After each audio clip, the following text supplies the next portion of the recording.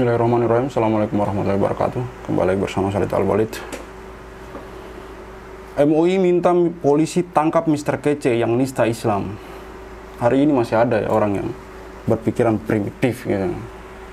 Mau viral tapi nggak punya otak untuk berpikir, untuk bikin konten gitu.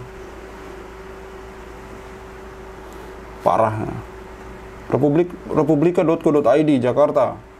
Wakil Sekretaris Komisi Fatwa Majelis Ulama Indonesia (MUI), Abdul Muiz Ali, menyesalkan beredarnya video atas nama Mr. Kece yang dengan jelas dan sadar menista agama Islam dan menghina Nabi Muhammad SAW melalui kanal YouTube-nya.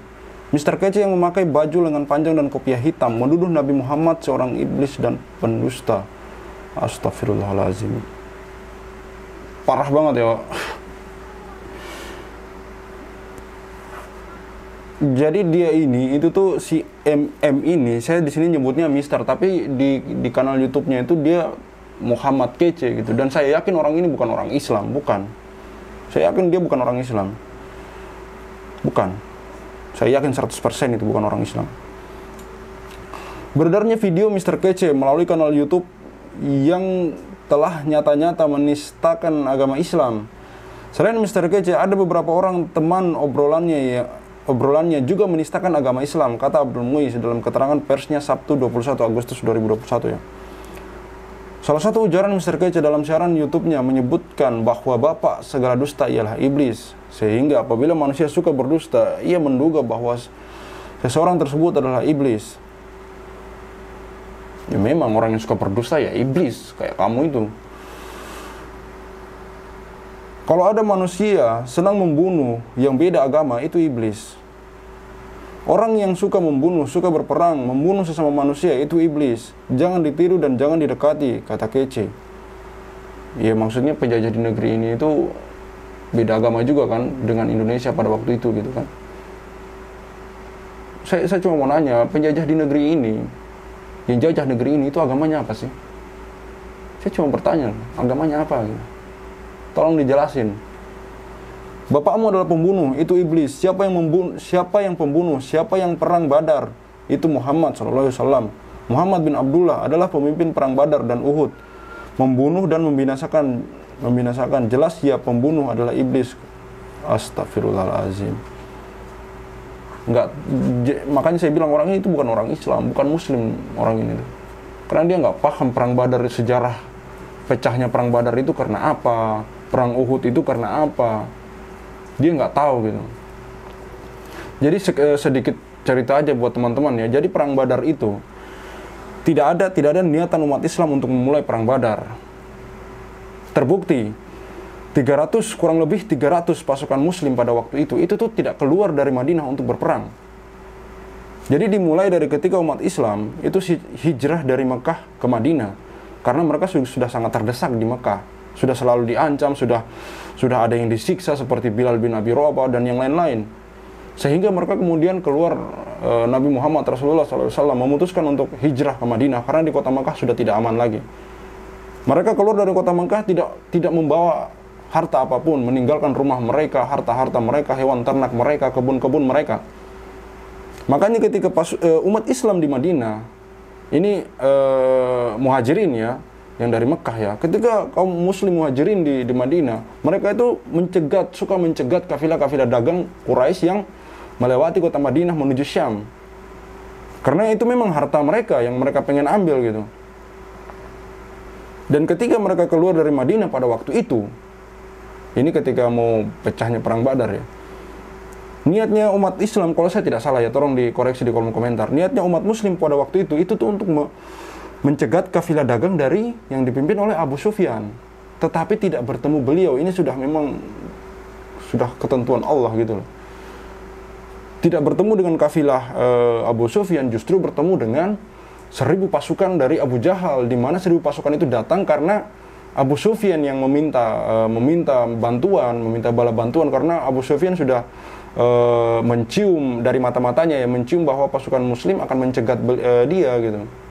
Ini Abu Sufyan sebelum masuk Islam ya. Akhirnya pecahlah perang Badar itu, di mana 1.000 pasukan kaum Quraisy yang sudah siap berperang dengan kuda-kuda tempurnya, dengan baju-baju zirahnya, sementara umat muslim pada waktu itu tidak siap berperang.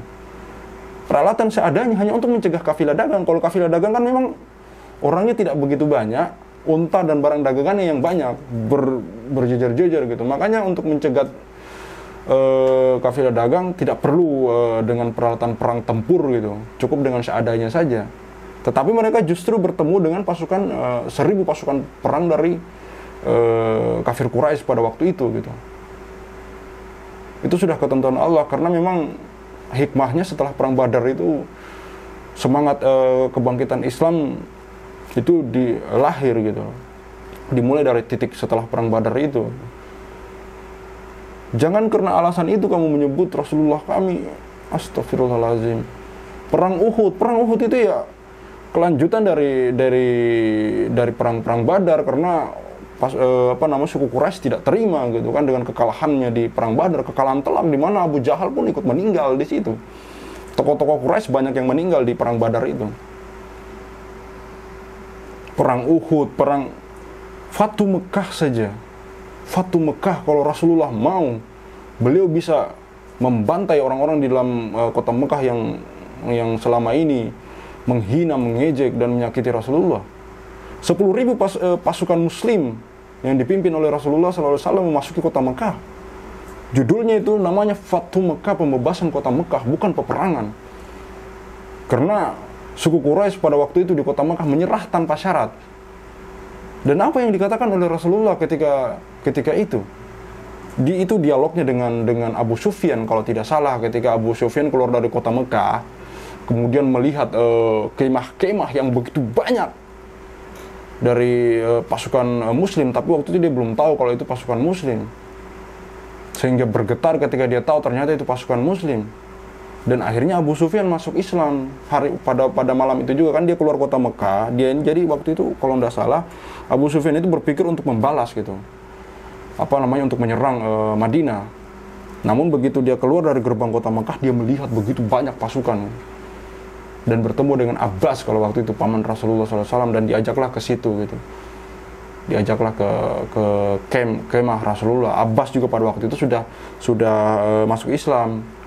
Karena sebelum Abu Sufyan keluar ke gerbang kota Mekah itu, Abbas sudah keluar terlebih dahulu dan menemui Rasulullah dan akhirnya masuk Islam, kemudian menyusul Abu Sufyan. Jadi ceritanya seperti itu. Kemudian Abbas membawa Abu Sufyan ke tangan Rasulullah, dan akhirnya Abu Sufyan kalau tidak salah waktu itu masuk Islam apa tidak, saya agak lupa yang ini. Yang jelas Abu Sufyan waktu itu meminta syarat agar suku Quraisy itu tidak dibunuh oleh pasukan muslimin, dan Rasulullah menyuruh mereka pada akhirnya masuk ke dalam, siapa yang berada di dalam rumah-rumahnya itu insya Allah akan aman, di rumah Abu Sufyan akan aman, kecuali 10 orang pada waktu itu. Kecuali 10 orang pada waktu itu yang memang kesalahannya fatal-fatal. Ada di situ yang membunuh paman Nabi, Hamzah bin Abdul Muthalib. Di situ juga ada yang penulis hadis dan ayat yang kemudian murtad dan mengumumkan kemurtatannya. 10 orang, pokoknya 10 orang. Tetapi itu pun Rasulullah juga memaafkan mereka dengan cerita-cerita lucunya ya, di mana 10 orang itu masing-masing mendatangi Rasulullah secara sembunyi-sembunyi begitu untuk meminta maaf dan meminta ampunan dari Rasulullah SAW, dan dimaafkan. Begitu penyayangnya Rasulullah. Begitu penyayangnya Rasulullah. Orang-orang yang dulu menghinanya, menghujatnya, mencacinya, tapi begitu beliau membebaskan kota Mekah, di mana beliau punya hak dalam aturan pada waktu itu ketika menaklukkan sebuah negara ya, punya hak 100% atas kota Mekah. Beliau bebas bisa melakukan apa saja. Tapi dengan segala kelemah lembutan beliau, dengan ya salam, ada orang hari ini, orang stres yang kurang waras, tiba-tiba mengatakan Rasulullah kami seperti itu gitu. Sampai di mana kamu berpikir gitu loh? Orang dungu macam apa yang masih berbicara seperti itu hari-hari ini gitu, di mana kita sedang mencoba untuk menjaga kerukunan antar umat beragama di negeri ini. Kurang toleransi apa umat muslim di negeri yang mayoritas Islam ini. Agama-agama lain bebas beribadah. Kami tidak, insya Allah tidak akan mengganggu kalian, mengganggu agama-agama lain yang merupakan mereka ya teman-teman kita juga, saudara-saudara kami sebangsa dan setanah air. Kami umat muslim menjaga itu, umat muslim Indonesia menjaga itu. Lihatlah di Uighur sana, lihatlah di Rohingya sana, lihatlah di Kashmir India, lihatlah Palestina. Bagaimana umat muslim diperlakukan, dan kalian bilang itu urusan bangsanya sendiri. Tapi begitu di Afghanistan, ada yang membentuk Imarat Islam Afghanistan, kalian bilang radikal segala macam, jangan sampai.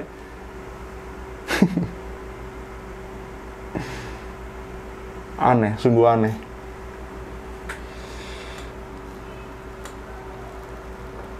Saya lanjutin ya. Kalau ada manusia senang membunuh yang beda agama, itu iblis. Orang yang suka membunuh, suka berperang, membunuh sesama manusia, itu iblis. Jangan ditiru dan jangan didekati, kata Kece. Bapakmu adalah pembunuh, itu iblis. Siapa yang membunuh, siapa yang perang Badar, itu Muhammad.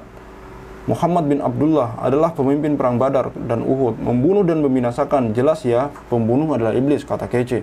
Menanggapi video penistaan tersebut, Abdul Muiz menyatakan sangat mengecamnya. Ia meminta agar aparat kepolisian segera memproses video penistaan tersebut. Saya Abdul Muiz Ali, pengurus lembaga dakwah PBNU atau wakil sekretaris Komisi Fatwa MUI yang juga duta Pancasila, sangat mengutuk ucapan Mr. Kece dan orang-orang yang terlibat dalam percakapan dalam YouTube tersebut. Kata dia, ucapannya yang melanggar hukum. Jika aparat tidak segera menangkapnya, khawatir umat Islam akan menampakkan kemarahannya, tambah Muiz. Jadi MKC di sini Muhammad Kece, saya hanya sebutnya Mr. Kece karena saya tidak tega menyebut Muhammad Kece. Dan Muhammad Kece, nama Muhammad ini saya rasa bukan nama aslinya ya, dia tambahin sendiri. Ini. Saya yakin orang ini bukan muslim gitu, bukan muslim. Dan ini oknum. Dan semoga kita umat Islam masih diberi kesabaran sedikit sambil kita menunggu bagaimana kepolisian menangani kasus ini. Saya minta kepada pihak kepolisian yang berwenang untuk menangani ini secara serius, agar tidak terjadi masalah-masalah yang kita tidak inginkan bersama gitu. Jangan sampai kerukunan antar umat beragama di negeri ini menjadi hancur hanya karena orang-orang seperti ini gitu. Orang-orang yang masih berpikiran primitif seperti ini gitu. Di zaman modern seperti ini, di mana kita harus menjaga toleransi antar umat beragama, kita sama-sama ingin memajukan bangsa ini gitu. Tidak perlu lagi kita selalu kembali ke masalah-masalah seperti ini gitu. Kita saling menghargai aja antara satu agama dan agama yang lain, sudah. Kita fokus untuk memajukan bangsa ini. Tapi masih ada orang-orang yang berpikiran dungu seperti ini gitu, yang membuat kita harus sibuk dan ribut lagi antar anak bangsa gitu, hanya karena orang-orang seperti ini gitu. Jadi saya harap kita umat Islam bersabar sambil kita menunggu bagaimana polisi menangani ini. Kalau mau dibilang orang gila, saya yakin 100% orang ini bukan orang gila. Dia punya akun YouTube kok, dan sudah lama dia buat konten di akun YouTube-nya gitu. Saya maksudnya saya tahu sudah lama itu karena saya lihat dari uploadannya ya, karena saya tahu ini kalau tidak salah kemarin ya, saya baca di Twitter dan kemudian saya telusuri akun YouTube-nya gitu, Muhammad Kece. Dan memang banyak konten-konten di dalamnya yang sangat tidak tega untuk menontonnya gitu. Oke, cukup sekian video dari saya. Saya harap kita bersabar. Saya harap kita bersabar dan berdoa kepada Allah, semoga orang ini kalau memang niatnya jelek, tidak mau bertobat, semoga Allah melaknat beliau gitu. Semoga Allah melaknat dia. Tapi kalau pengen bertobat, silahkan bertobat dan meminta maaf. Silahkan bertobat. Tapi hukum tetap berlaku ya. Hukum tetap berjalan. Saya Khalid Al-Walid. See you on the next videos.